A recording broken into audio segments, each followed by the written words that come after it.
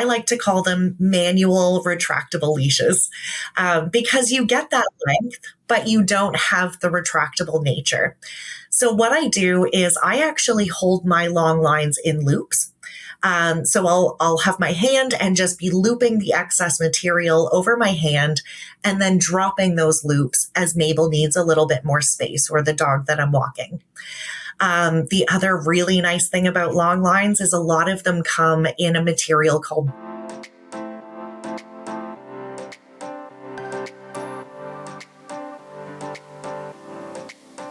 Welcome to the Pet Care Report podcast by Pet Summits. Here's your dog training host, Melissa Viera. Hello and welcome back. I'm excited about today's topic because today we're talking about leash walking. If you enjoy walking your dog, you're not alone. Many dog owners find benefits in exercising with their dog, and it's so much more fun to exercise with our dogs, isn't it, than to do that alone? But the problem is a lot of dogs like to pull on the leash. So here with me today is Amanda VanTassel, owner of No Hassle Dog Training. Amanda has trained over 400 dogs, and that number is quickly growing. She is passionate about helping people and their pets succeed, especially when it comes to leash walking. Thank you so much, Amanda, for being here. I'm really excited to talk with you about this topic. Thanks, Melissa. I'm so glad to be here. Well, can you tell us a little bit more about why you're passionate about leash walking? So what makes leash walking an area of interest for you? Sure. So honestly, it started with my dog, Mabel, who's resting nicely right here. She's almost 4 now, but when she was young, she was an absolute terror on leash. So much so that I questioned my own abilities as a dog trainer some days because she was so hard to deal with. And for a little thing, she was really strong too. So I knew that in order for me to feel successful as a dog trainer and be a good dog parent to Mabel, I needed to get that leash walking really under control. I wanted to be able to take her places, and I couldn't with the behavior that was going on in that moment. Now, can you talk a little bit about some of the reasons that you see, the most common reasons that cause dogs to pull? Sure. So honestly, it all roots back to the fact that they're not adapted for equipment, the leashes and harnesses that we put on them to restrict them. And then we deal with things like excitement, frustration, maybe even fear. There's also the case that some of our dogs are simply faster than we are. And that's an important key point as well, because if somebody is thinking about getting a dog, thinking about the pace of that dog and what speed they might walk is something to consider. I think that's a point that's often missed when researching breeds and researching rescues, of even thinking about that, like how fast does this dog move and how fast do I comfortably move? So I'm glad you brought that point up. That's right. If you're wanting to stroll at a comfortable pace, most huskies might not be for you. Now, what are some practical tips that you can provide us with that might help if there is a pace mismatch or just a dog that hasn't learned how to pull? I mean, you mentioned many different reasons. So with some of those different reasons, what are some tips that pet owners can do right away to start seeing a little bit of a difference? So the first thing I would do is think about using a long line if you aren't already. And a long line is a leash that's at least 10 feet long. The other thing I would look at doing is reducing their distractions. So dogs learn best and we learn best in environments that are low distraction. So think about the things that are really distracting for them. When Mabel was young, we did a lot of walks through my driveway. That was a low distraction environment for her. The other thing I would think about doing is an exercise called This Way. And you teach them, of course, in a low distraction environment first. And when they come to the end of the leash, you say this way and you turn in a different direction. And what this way ends up meaning to them is pay attention to me. We're going in a different direction now. Because that direction is unpredictable, they start paying a bit more attention to you. And then you can add it into your walks and make things a little bit more effective there. Yeah, that's great. And as far as the long line, I think that's something important we can go into a little bit further. Can you explain what a long line is, the different types of materials, and why that's different than a leash that might retract? So, why that might look a little bit different than one of those leashes? And we can talk a little bit more about that long line use and why it's helpful. For sure. So, a long line, I like to call them manual retractable leashes because you get that length, but you don't have the retractable nature. So, what I do is I actually hold my long lines in loops. So I'll have my hand and just be looping the excess material over my hand and then dropping those loops as Mabel needs a little bit more space, or the dog that I'm walking. The other really nice thing about long lines is a lot of them come in a material called biothane. And that is a waterproof coating that makes it so easy to clean. So you can run it through sand and dirt and mud and poop even. That's happened before. And just come home and use a rag or paper towel and it cleans right off so beautifully. So it makes it a lot easier for dragging behind the dog to teach a little bit of loose leash walking. And sometimes with this technique, it's to be expected, to my understanding, that the leash will be dragging because you're keeping it really relaxed in those loops and just releasing those loops as you're moving with the dog. That's right. And as you get excess on the ground, you don't want to trip over that, which is a common complaint. So I'm sure to be, I'm constantly picking up those extra loops as well. So dropping and picking them up and re-looping the leash just makes it much more manageable. And you come home still with a nice tidy leash in one hand. Unless you're my partner who just brings it home in 6 knots. And then hands it to you in a knot, right? Yeah. So with the long line, we're preventing is that like opposition reflex or even just being really tense, which it's so natural to do when you might be afraid of letting go of your dog by accident or you're nervous about your dog pulling. Some people will naturally be tense because of that. And I think the long line is a really great way to prevent that. I'm glad you brought that up. It's just a relaxed type of walk and maybe better for like certain areas than others. But do you find it super helpful with puppies as well? Oh, definitely. I love to give puppies that little bit of extra space to roam and move, explore their new world, and then rein them in a little bit more into things like loose leash walking and heel later on. Yeah. Now, with puppies who haven't really learned the habit of pulling yet, do you have any tips on how to prevent it from even becoming a problem later on?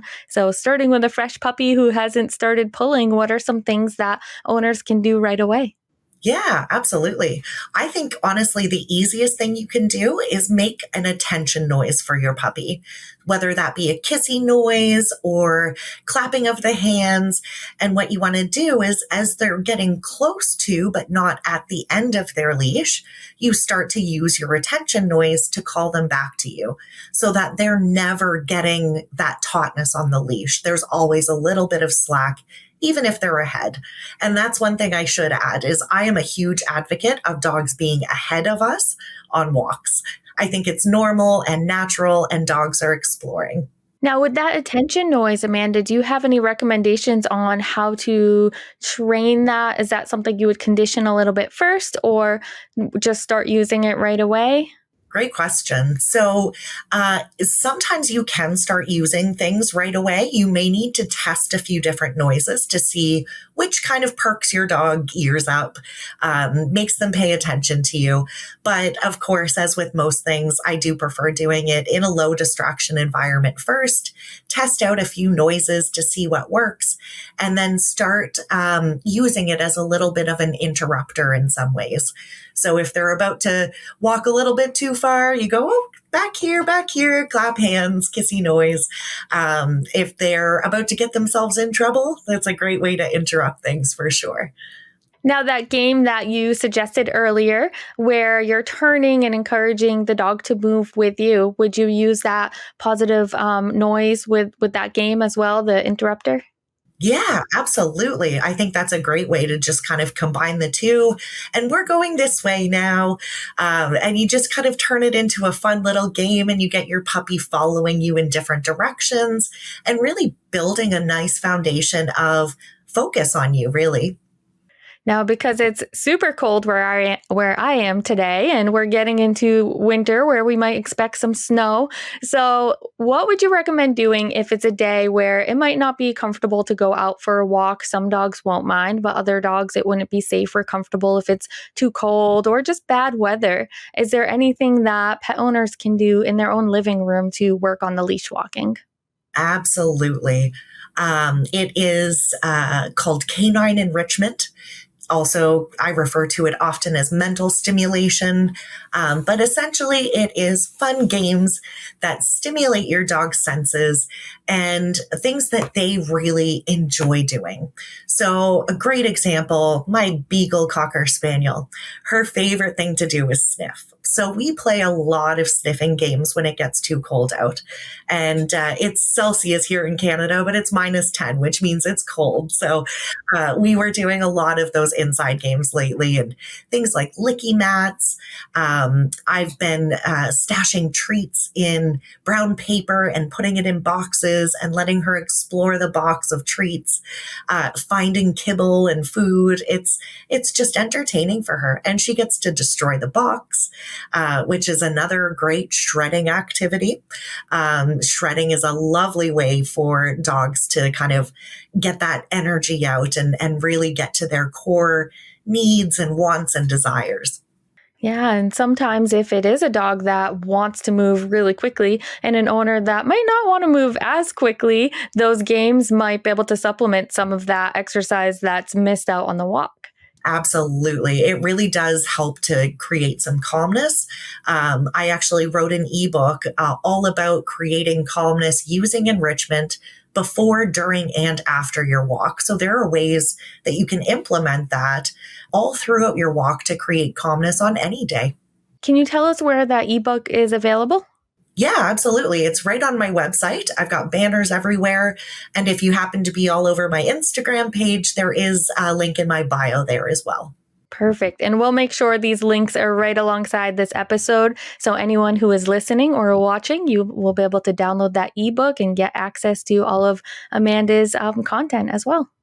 Perfect. So going back to the dogs that are a little bit excited, so we talked a little bit about puppies and we talked about some indoor enrichment. What about the dogs that are just so excited that it might be difficult to communicate with them when they're on a leash, even in a lower distracting environment? Even if you're starting in the driveway, it might feel overwhelming for the owner trying to figure out what that starting point is for that really excited dog. Do you have any suggestions for those dogs and owners?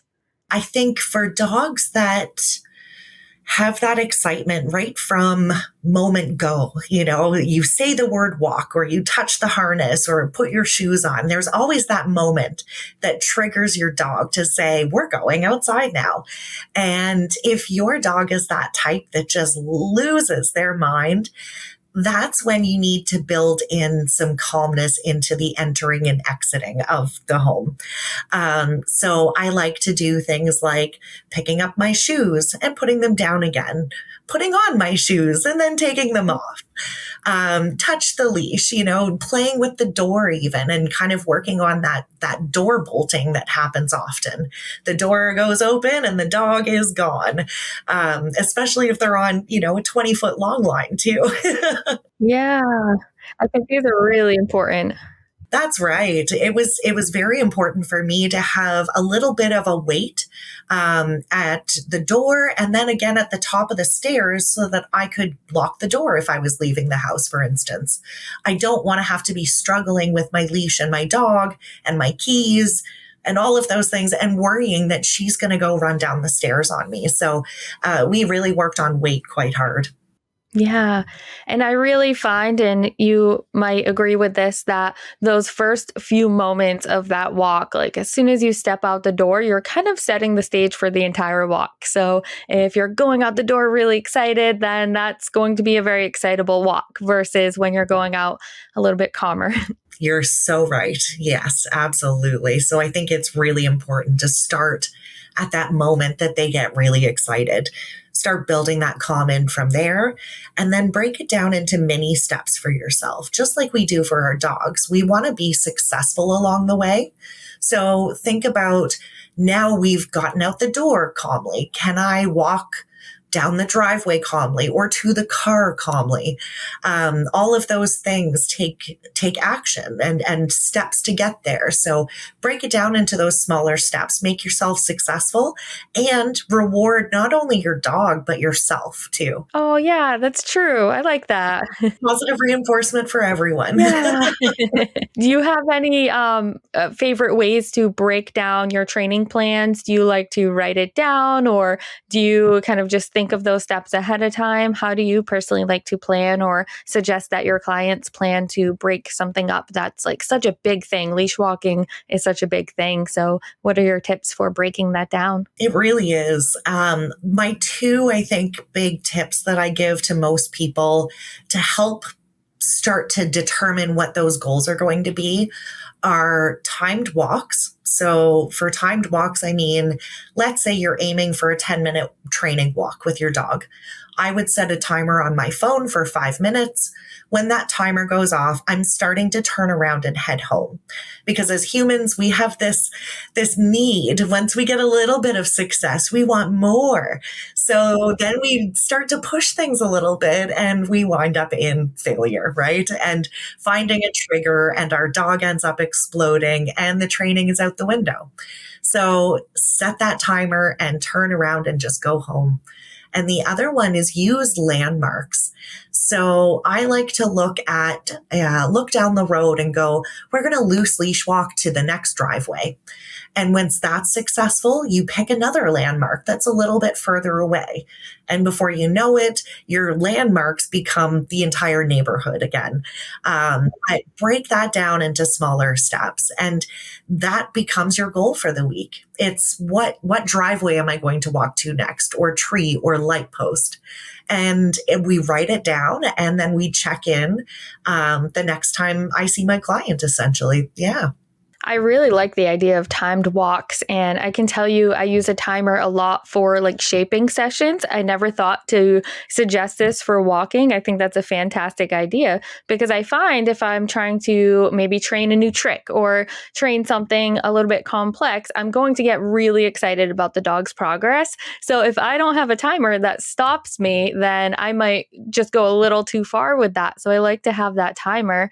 And what we have found here where I train is that it actually teaches us to train more efficiently. And it's just really cool because we're getting behaviors faster than ever because we're giving ourselves this time limit. So I love that. I think the timed walk that's such a great idea. Yeah. And I love that you set the timer for shaping sessions. I am so guilty of pushing things way too far with shaping. It's fun, right? It's hard not to. It is. And when you get that taste of success, you're just like, oh, just a little bit more, right? Yep. Yeah. Mabel actually hates harnesses. So we've done a lot of harness shaping to try to get her comfortable. Yeah. And that's my downfall that I still need to work on a little bit is I get patient, and then I get excited, and then I push things a little bit too hard and she ducks away. So it's a work in progress. Well, I think you bring up another great topic, because we did talk about dogs that might be excited when you take that leash out and you get ready for a walk. But what about the dogs that don't like to get dressed? So that might be something to talk about a little bit if you have any suggestions there. Yeah, there is that, chase around the house, right? Or you're trying to block the dog into a corner just to get the harness on. That makes it a really stressful, frustrating walk for everybody. So I like to start with, like you said, just a little bit of shaping. So if the dog is willing to be in the same room as the harness, reward that. If the dog is willing to investigate the harness, reward that. I would absolutely look at consulting a trainer or going online and looking for specific shaping plans for harnesses or dogs that don't like harnesses, to see how you can break that down into a whole bunch of mini steps. Make the dog comfortable, start getting them used to the physical touch of the harness, the snap of the buckles. It all depends on what it is that is a trigger for your dog to not like that. Is it when the harness actually is fastened into place? Mabel doesn't like that whole body hug. That's very constricting for her. So sweaters, also not an option. No cute sweaters for Mabel. But it has meant that harnesses have been a really big struggle for us. Yeah.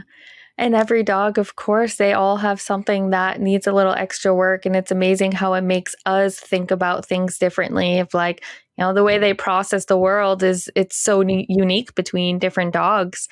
So it can be really, it can give us new ideas and be creative about helping the dogs so that they're the most comfortable on walks as well. Absolutely. Yeah. So we have some professional trainers that watch this show and listen as well. So I want to make sure we can address some questions that might come up from professional trainers who have clients who contact them about leash walking. It can be really difficult to cover leash walking in a group class or sometimes like even in a training facility where the client is like, this is not a real walk. This doesn't feel like what it feels like in my neighborhood. So do you have any tips on how professional trainers can best support their leash walking students? Yes, absolutely. So I really think the first thing you need to think about is building in management. It helps with owner frustration, and we need to reduce that frustration in order for them to start practicing again. And really, it's the consistency in that practice that's key. Talk to them about long lines, talk to them about or give them bond building exercises. You might even want to just sneak those ones in there because a lot of people will say, oh, I love my dog. We have a great bond. But do you? And I recognized that our bond was broken when I was all frustrated every time I had to take her for a walk. So we worked on bond building. Talk to them about shorter walks, doing things like that. All of those management techniques. And then really a lot of the complaints that we get as trainers is my dog won't listen to me on walks. So you need to start building in focus first. That was the first thing that I worked on with any dog I work with is building in focus. Then you can start doing the loose leash and the heel techniques and all of the fun stuff.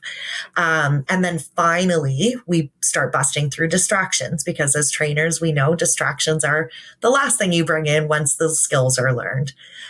So I think it's really important to have those management techniques in place first, help them with tips and exercises to kind of get out of dodge, to reduce those distractions and avoid them, and then really give them some exercises to process and train for those distractions so that the reaction isn't there anymore. Yes. And so important because I think a lot of people feel like, well, my dog can do it until, or my dog can do it, but if this is different, they can't. And that's just telling you that you need to work on distractions. And that can actually be a fun part of training too. So it's not always as frustrating as it might look like it could be. It can be just as fun as training other things like tricks or, like you said, the loose leash and the heel and all of the fun stuff. Absolutely. I think it's actually one of the most rewarding parts of the work that I do with my leash walking clients. And for trainers as well, especially when you're thinking about doing group classes, one of the things that I'm testing out right now is I'm calling it semi-private. So I'm doing 4 weeks of a small group class and then doing 4 30-minute private sessions with each student so that they get both sides of things. They get the affordability and the budget friendliness of a group class that's still small and personalized, but then they also get those private lessons that really kind of get to the core of their goals and what they're working towards. Because one thing I did notice in my group class was every student had a different goal. And that's really hard to teach in a 4 or 6 week or 8 week class. So I think having that private addition is a really nice little bonus for my students. Yeah, I think that's fantastic. And like you said, if everyone has a different goal, well, even we have to ask what those goals are because we can't just assume I want to be able to walk my dog. It's just a very broad thing. Everyone has something different that they want to, where they want to walk their dog, how long, and what type of walking. It's so different for everybody. Absolutely. I go from hiking to shopping malls to walking in people's neighborhoods. So it really does vary from person to person. That's a great point to bring up. Yeah. So we covered a lot of information today. Is there anything else you would like to leave our audience with? Any big tips or points that we may have missed or that you just want to really emphasize before we end it? I think it's honestly going back to really using those landmarks to gauge your success. It is such an easy way to set attainable goals for yourself and your dog. And I think it's such a quick way to find success too. You get a little taste. I walked the next driveway, right? So you're getting those little rewards all throughout and building up your skill and your confidence in your abilities. So it's really go find a landmark and work towards that. Well, thank you, Amanda. This was fantastic. To our listeners, thank you so much for being here. Amanda's links will be alongside this episode so you can follow her work. You can find that ebook we discussed earlier. If you like this episode, be sure to share it, subscribe, let us know. We enjoy your feedback. Thank you so much for being here. Until next time. Thank you.